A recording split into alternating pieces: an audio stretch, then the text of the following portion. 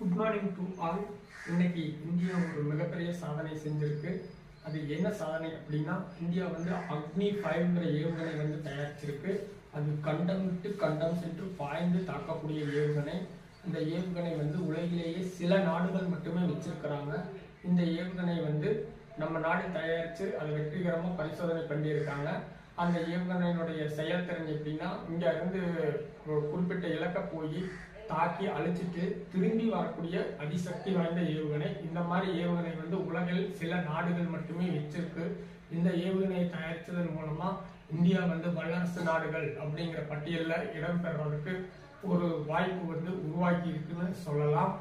அப்படிப்பட்ட அற்புதமான சக்தி வாய்ந்த ஏவுகணை வந்து இந்தியா வந்து இன்னைக்கு தயாரித்து பரிசோதனை பண்ணியிருக்காங்க. வாழ்க பாரதம், வாழ்க வளம்பட்டுக்கலாம். இதை தயாரித்த இந்திய விஞ்ஞானிகளுக்கு வந்து நம்ம வந்து கைத்தட்டி பாராட்டு வந்து